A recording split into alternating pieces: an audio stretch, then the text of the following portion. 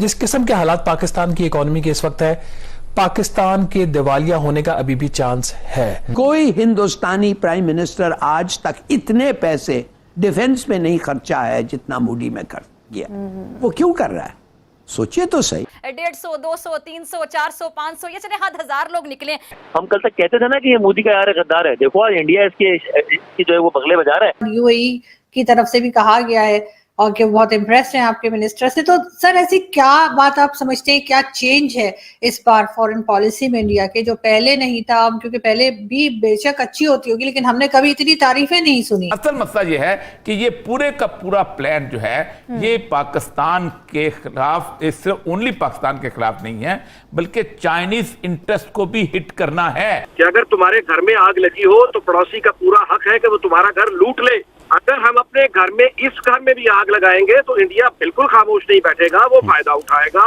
वो कश्मीर में पंगा लेने की कोशिश करेगा। गिलगित बल्तिस्तान के हवाले से आप जानते हैं कि चाइना तो ऑफिशियली ऑफर कर चुका है, फ्रेंडली ऑफर, कि चाइनीज आर्मी और Chinese missiles are ready to fight the terrorism on Pakistani soil. Imran Khan को एक नई बीमारी हो गई है कि when I grow up I want to be like Modi. उनको ये हो, कुछ लोग इंडिया से ये कहते हैं कि इमरान खान वापस आए तो अब वो दोबारा आएंगे तो हम गिलगित बल्तिस्तान भी ले जाएंगे। जैसा मोदी के बारे में इंडिया में नारा है कि मोदी है तो मुमकिन है, तो वो चाहते हैं कि पाकिस्तान में भी ऐसा नारा हो कि इमू है तो मुमकिन है। तो दैट इज हिज एस्पिरेशंस। कैसे एंटरटेनमेंट है ये कि जान पतेली पर आ गए और जारी बात इतने तंग होंगे महंगाई से कि आ गए बाहर, जान की परवाह भी नहीं की। 2019 में जो पेंटागन स्ट्रेटजी आई थी उसके अंदर ये था कि सी पैक को खत्म करने के लिए गिलगित बल्तिस्तान का इलाका जो है उसकी अगर एक मूवमेंट चलाई जाए और वो अगर इंडिया के पास आ जाए या उसको आजाद भी डिक्लेयर कर दिया जाए तो वो लिंक जो है चाइना और पाकिस्तान का वो बिल्कुल खत्म हो जाएगा और चाइना जो है वो वापस एक उस तरफ लैंडलॉक सूरत में चला जाएगा और वो बलाका की वो एक छोटी सी गुजरगाह जो है उससे महदूद होकर रह जाएगा। तो ये 3-4 साल से इसका प्लान बहुत तफसील अरसे से बनाया गया था। इसीलिए आपको याद होगा कि लद्दाख की जो वार हुई है जिसको बाद में उन्होंने ताशकंद में जाके उसको तय किया था जाके रूस के साथ, जिसमें 1000 किलोमीटर भी उन्होंने ले लिया था, तो अंदाजा हो गया था अमेरिका को कि हमने जो क्वाड बनाया है ये चलने वाला नहीं है। अब इंडिया पाकिस्तान की लड़ाई किसी ना किसी तरीके से कर लेगा और बेहतरीन मौका जैसे लाली साहब ने कहा है कि हम चूंकि आपस में लड़ रहे हैं, हमारा डिफेंस मिनिस्टर जो है वो इमरान खान को गाली देने में लगा हुआ है, उसको बिल्कुल अंदाजा नहीं।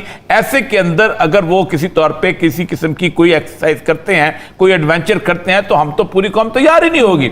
पूरी कौम को तो हमने इस बात लगाया कि आओ आओ आओ जल्दी आओ इस्लामाबाद आओ, हम तुम्हें देख लेंगे, आओ तो हम तुम्हें देख लेंगे। ये एडमिनिस्ट्रेशन होती है, ये इस तरह की हुकूमतें होती हैं कि जो खुद बुलाया करती हैं ओ भाई किसी जगह आप बैठ के इसको ठीक करते।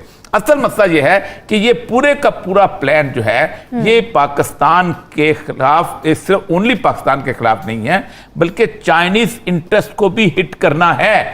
अब सोमवार को राष्ट्रपति साहब जा रहे हैं वहां पर चीन। देखना यह है कि ये जो सऊदी अरब का विजिट उन्होंने किया है और मोहम्मद बिन सलमान ने जिस वक्त जो एक लाइन ली है, क्या उसके बाद कोई हम शिफ्ट कर रहे हैं पॉलिसी, नहीं कर रहे, कहां जा रहे हैं, कैसे कर रहे हैं। लेकिन ये जो राजनाथ का बयान है इसके पीछे एक ताजा तरीन हिस्ट्री है। अच्छा। और उस ताजा तरीन हिस्ट्री जो है वो बताती है कि वो एडवेंचर करना चाहते हैं और वो साहब ने यही कहा कि उन्होंने अब वो पुराने तैयारे व्यारे नहीं रह गए। तो हम कह रहे थे कि हमारे पास राफेल हमें लेके दो, अब तो उन्होंने ले लिए, फलान लेके दो उन्होंने ले लिए। वो कह रहे थे कि अब क्या करेंगे, क्या हम अभी नंदन दोबारा पकड़वाएंगे या हम यहाँ से फायदा उठाएंगे। सर ऐसी क्या बात आप समझते हैं, क्या चेंज है इस बार फॉरेन पॉलिसी में इंडिया के जो पहले नहीं था? क्योंकि पहले भी बेशक अच्छी होती होगी लेकिन हमने कभी इतनी तारीफें नहीं सुनी जैसी अब होती हैं।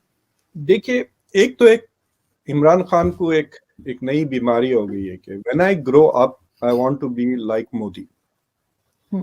उनको ये हो गया ना, जैसा मोदी के बारे में इंडिया में नारा है कि मोदी है तो मुमकिन है, तो वो चाहते हैं कि पाकिस्तान में भी ऐसा नारा हो कि इमू है तो मुमकिन है। तो दैट इज हिज एस्पिरेशंस। तो वो मेरे ख्याल से अक्रॉस द बॉर्डर देखते हैं कि अरे वो भी रिलीजन और पॉलिटिक्स को यूज करते हैं, मैं भी रिलीजन और पॉलिटिक्स क्यों, तो why am I not more authentic.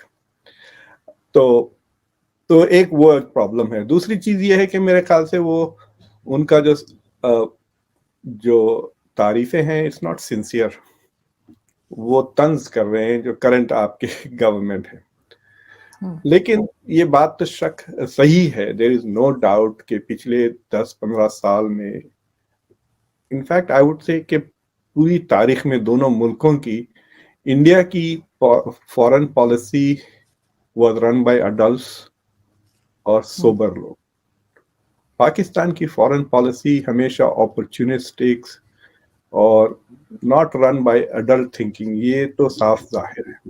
और अगर मैं आपको और वादे करूंगा, तीसरी चीज ये है कि मैं आपके जो फॉरेन मिनिस्टर है बिलावल भुट्टो जरदारी, वो यहाँ पे उनको काफी एयर टाइम मिला था वॉशिंगटन में जब वो UNGA के लिए आए थे, UN जनरल असेंबली की मीटिंग में। तो मैं देख रहा था तो पाकिस्तानी अमेरिकन तो बड़े इम्प्रेस हो गए थे कि यंग आदमी इतनी जबरदस्त बातें कर रहा है और he is very casual relaxed, मतलब अंग्रेजी बेहतर बोलते हैं ना वो उर्दू से, so he is at home western environment.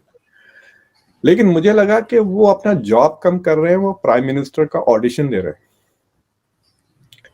तो it was like he is already, यानी अपना ये जॉब करने के बजाय वो दूसरे जॉब का सोच रहे थे। It was quite apparent to me because I was not enamoured, मैं जरा इंप्रेस नहीं हुआ था उनसे। लेकिन अगर आप जयशंकर को देखें, he is focused on his job. और दूसरी चीज ये है कि unlike Bilawal Bhutto who is learning on the job, ये आदमी की जिंदगी भर का प्रिपरेशन ही यही था। 20-25 साल की उम्र में शायद वो IFS ऑफिसर बन गए, उसके बाद उन्होंने पूरी सर्विस की, रिटायर हुए and he reach the highest position in the bureaucracy, foreign secretary वो बन गए। He was ambassador to some very important countries, वो जापान में भी सर्विस करे, चाइना में भी सर्विस करे। फिर उसके बाद then he became foreign minister.